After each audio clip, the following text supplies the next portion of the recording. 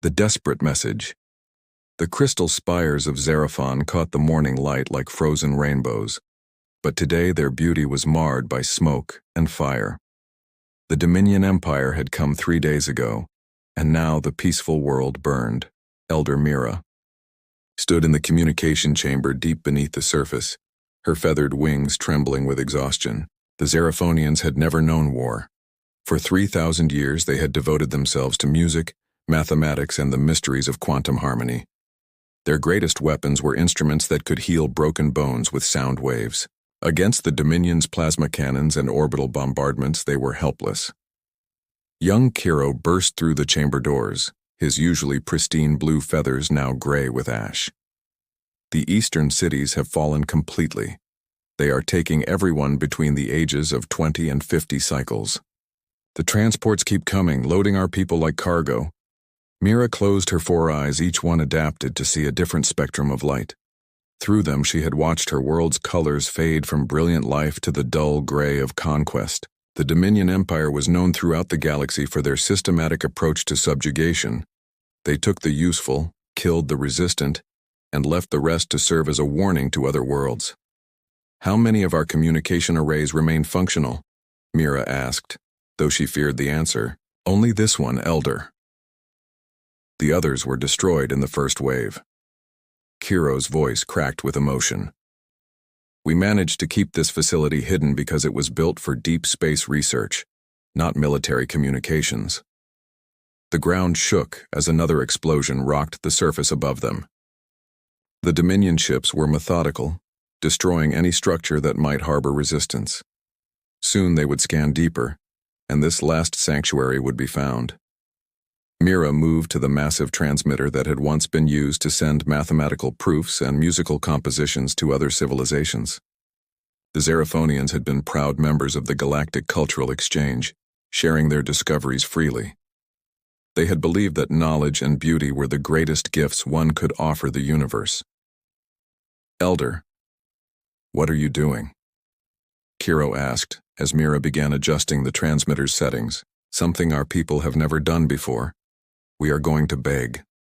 Mira's feathers shifted to a deep purple, the color of determination among her kind. Not just to the Council, who we know will not help, but to everyone. Every world, every ship, every species that might hear us. But Elder, that could reach hundreds of civilizations. Most will not care. Some might even inform the Dominion of our location. Then we will die knowing we tried everything. Help me boost the signal strength. We will send this message as far as our technology allows. Together they worked, reconfiguring the peaceful machine for its final purpose.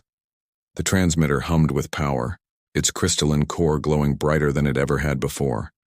They were burning through their entire energy reserve for this one transmission. Ready, Elder, Kiro said, his wings folded in the traditional gesture of respect.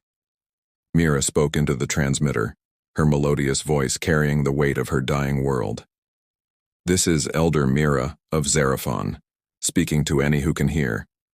Our world is under attack by the Dominion Empire. We are a peaceful people. We have no weapons, no military, no means to defend ourselves. We have shared our music and mathematics freely with the galaxy. We have harmed no one. Another explosion, closer this time. Dust drifted from the ceiling. The Dominion is taking our people as slaves. They are destroying our cities, our libraries, our concert halls. 3,000 years of culture is being erased. We know that most who hear this cannot help us. The Dominion is powerful, and we are far from the core worlds. But if there is anyone, anywhere, who has the strength and the will to help strangers in need, we beg you to come. Mira uploaded everything they had: coordinates, tactical data about the Dominion fleet, information about Xerophonian physiology and culture. If they could not be saved, perhaps they could at least be remembered. To those who receive this message, know that Xerophon was a world that believed in the power of harmony. We created symphonies that could be heard across star systems. We solved mathematical theorems that unlocked the secrets of space-time. We raised our children to see beauty in every form of life. Remember us not for how we died, but for how we lived. The transmission ended. The message shot through space, racing past stars and nebulae, through cosmic dust and dark matter. It would take days, weeks, or even months to reach some worlds. Most would ignore it. The smart ones would delete it immediately, not wanting to antagonize the Dominion. But on a small blue planet in an unremarkable solar system, something different happened. Lieutenant Sarah Park was monitoring the deep space communication array in Colorado when the message arrived.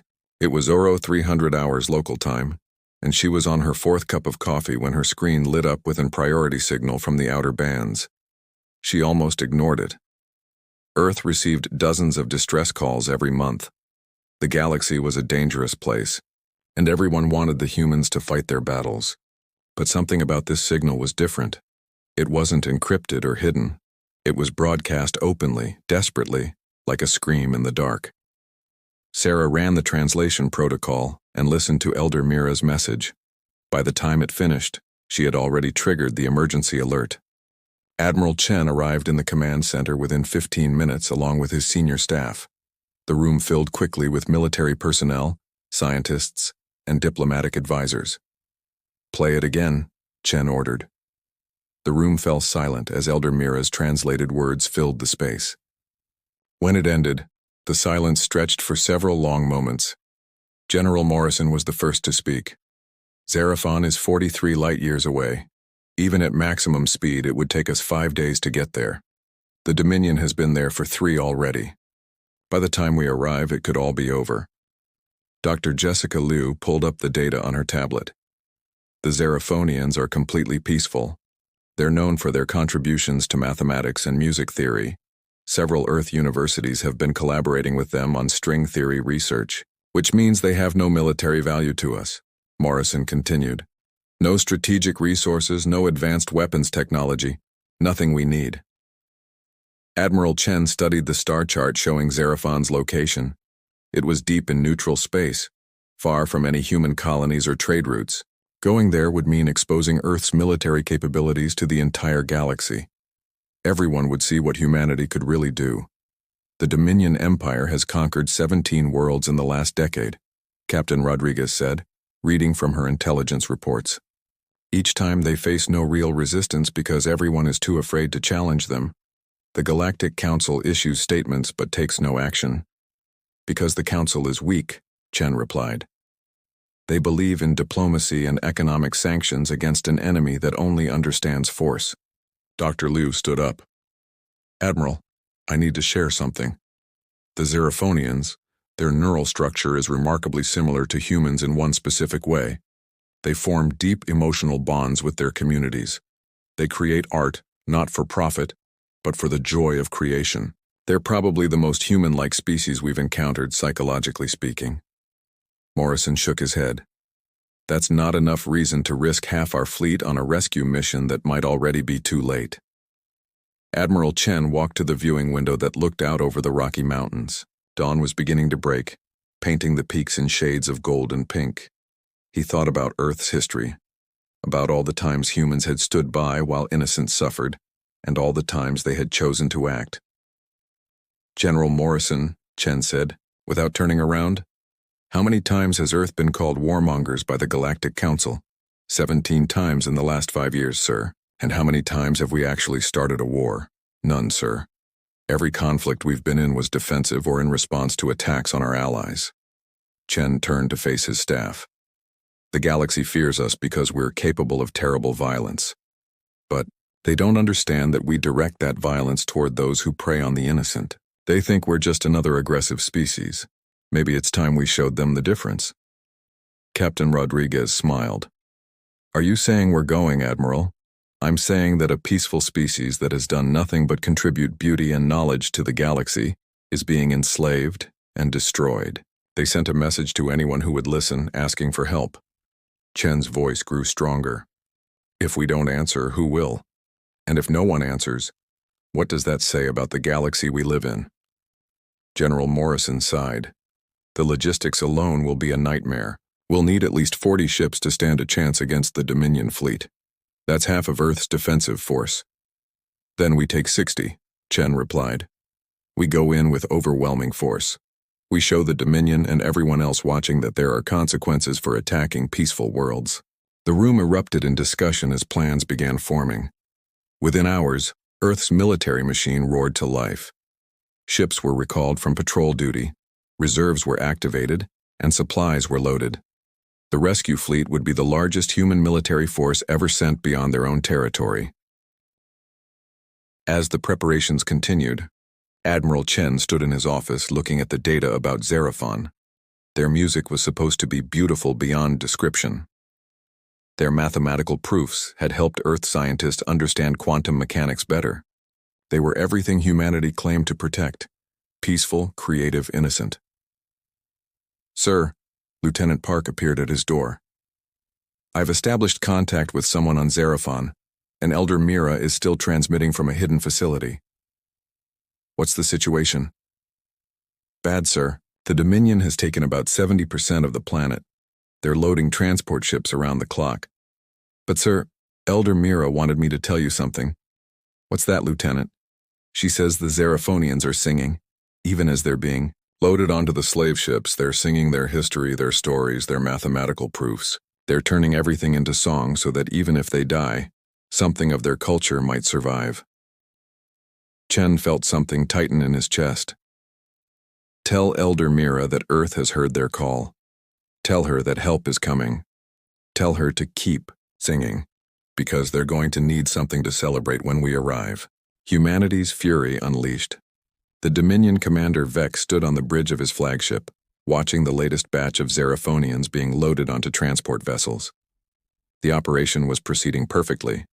In another 2 cycles they would have all the useful slaves and could leave this worthless world to rot. "Commander," his tactical officer suddenly announced, "we're detecting a massive hyperspace distortion. Multiple signatures approaching." Vex turned to the scanner display. The Galactic Council finally sending another strongly worded message. "How many ships?" The officer's scales paled. 67 vessels, Commander. Configuration unknown. They're dropping out of hyperspace in attack formation. Space itself seemed to tear apart as the human fleet arrived. 67 ships of various sizes emerged from hyperspace in perfect synchronization, immediately spreading into a battlesphere that surrounded the Dominion fleet. The largest ship, a battlecruiser called the Prometheus, positioned itself directly between the Dominion flagship and Xerophon. Commander Vex had conquered 17 worlds. He had faced dozens of species in battle, but he had never seen a fleet appear with such coordinated precision. On the bridge of the Prometheus, Admiral Chen surveyed the situation. Tactical display showed 23 Dominion warships, 15 transport vessels already loaded with Xerophonian prisoners, and multiple ground installations on the planet below. "All ships, this is Admiral Chen. Execute Operation Shepherd. Priority 1 is the transport vessels. No slave ship leaves this system. The human fleet moved like a single organism. Fighters launched from carriers in perfect waves. Destroyers accelerated to attack speed. The medical ships held back, ready to receive casualties, both human and alien." "Commander," the Dominion tactical officer reported, "they're not responding to our hails."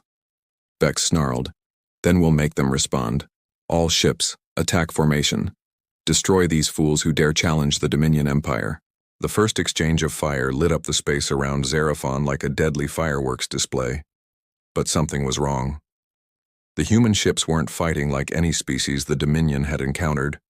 They weren't trying to preserve their vessels or minimize damage. They were fighting like creatures possessed. The human destroyer Tokyo Express accelerated directly at a Dominion cruiser 3 times its size. Instead of firing from a safe distance, it closed to point-blank range, its captain apparently unconcerned about the damage his ship was taking. The destroyer's concentrated fire punched through the cruiser's shields at close range, crippling its engines. "Commander, they're insane," the tactical officer gasped. "They're ramming tactics, suicide runs. They fight without regard for survival." "Not suicide," Vex realized with growing alarm. "They're not trying to die. They just don't care if they do." Captain Rodriguez commanded the destroyer Madrid, and she was proving the commander's observation correct. Her ship had taken heavy damage, with hull breaches on 3 decks. But she continued her attack run on a Dominion transport full of prisoners. "Hull integrity at 40%, Captain," her executive officer reported. "Noted. Maintain attack vector. That transport doesn't leave this system. But Captain, we won't survive another hit." Rodriguez turned to look at him. "There are 10,000 innocent people on that transport. If we have to trade our ship for their freedom, that's a bargain I'll take any day. All weapons, continuous fire." The Madrid's weapons tore into the transport's engines, disabling it without damaging the prisoner holds. Even as the destroyer's own systems failed and fires raged through its corridors, the crew kept fighting. Across the battle, similar scenes played out. Human ships absorbed tremendous damage but kept fighting. When the battlecruiser Washington lost its main guns, it used its point defense systems at close range. When the carrier Endeavor's flight deck was crippled, it rammed a Dominion vessel that was targeting medical ships. Admiral Chen coordinated the chaos from the Prometheus. Status on the transports: 8 disabled, 7 surrendered. Still engaging the remaining 8, came the report. "Ground forces. Landing now, sir. Major Thompson's Marines are hitting the prison camps. On the surface of Xerophon, Major Angela Thompson led 2,000 Marines in a coordinated assault on the Dominion ground installations. The Dominion had expected resistance from the air, but they hadn't prepared for humans who would drop directly into hostile territory without hesitation. Thompson's squad landed directly in the middle of a prison camp, where 5,000 Xerophonians were being held. The Dominion guards opened fire immediately, their energy weapons cutting through the human ranks. "Shields up, return fire," Thompson ordered, her voice calm despite the chaos. "Priority is the prisoners. Beta Squad, blow the fence. Gamma Squad, suppress those guard towers." The humans fought with a fury the Dominion guards had never encountered. When Private Johnson's weapon was destroyed, he charged a guard position with only a combat knife. When Sergeant Kim was wounded, she continued fighting while the medics worked on her. The humans seemed to become more dangerous as they took damage, not less. Within an hour, the camp was liberated. The Xerophonians, weakened and frightened, watched in amazement as humans they had never met risked everything to free them. Elder Mira was in one of these camps, her feathers dull with captivity. A young human Marine, barely out of training by the look of him, was cutting her restraints. "Why?" she asked him in broken English she had learned from the cultural exchanges. "Why do you fight for us?" The Marine whose name tag read Patterson helped her to her feet. "Because you asked for help, ma'am, and because it's the right thing to do." Back in space, the battle was turning.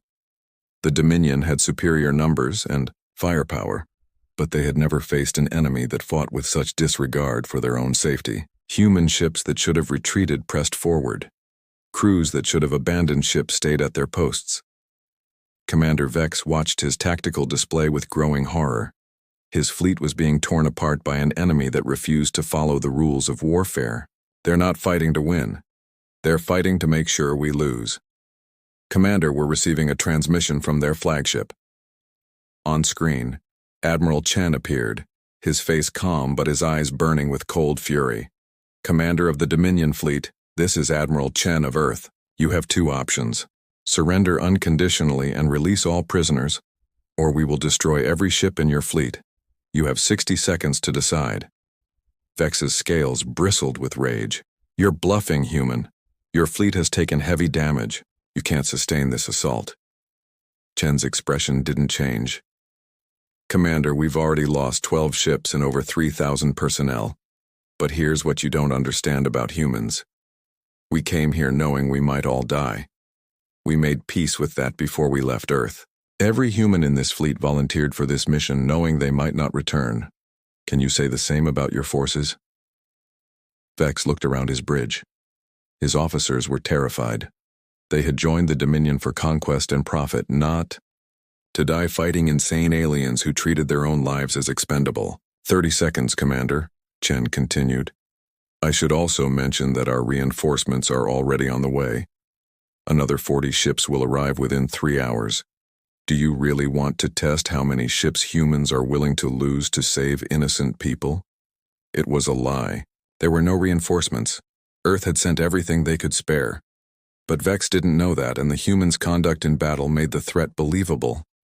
"Commander," the tactical officer whispered, 18 of our ships are damaged or destroyed, if they're willing to sacrifice their entire fleet. Vex had built his career on calculating risks and benefits. There was no benefit in continuing this fight. The Xeraphonians weren't worth losing his entire fleet to these insane humans. All Dominion ships, stand down.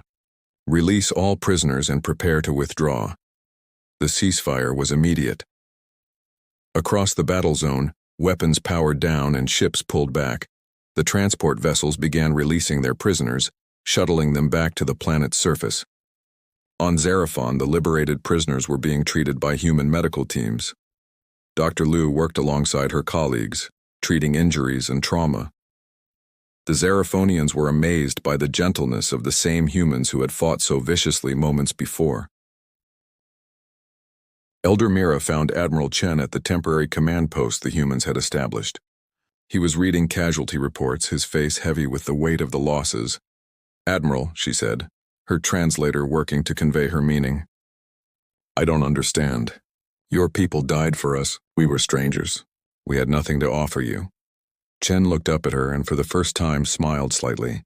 "Elder Mira, you offered us something precious. The opportunity to be who we really are. I don't understand." Chen stood and looked out at the Xeraphonian city where humans and aliens were working together to repair the damage. Humans are capable of terrible things. Our history is full of war and violence. The galaxy fears us because of it. But that's not who we want to be. We want to be the species that answers when someone calls for help. We want to be the ones who stand between the innocent and those who would harm them. But the cost. So many of your people died. Yes. Chen's voice was heavy with sorrow, and I will carry their names with me forever. But they died knowing they saved an entire civilization. They died as heroes, not conquerors. For humans, that makes all the difference. Over the following days, the human fleet remained in orbit around Xeraphon, helping rebuild what had been destroyed. The Dominion fleet retreated to their space, spreading the story of the insane humans who would sacrifice everything to save strangers. The news spread across the galaxy like wildfire. The humans hadn't conquered Xeraphon. They hadn't demanded payment or allegiance.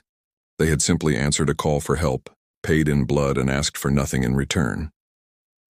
On the Galactic Council station, representatives from 100 worlds watched the footage from the battle. They saw human ships burning and crippled, still fighting to protect transport vessels full of Xeraphonians. They saw human marines charging superior positions to free prisoners. They saw human medics treating wounded enemies alongside their own people.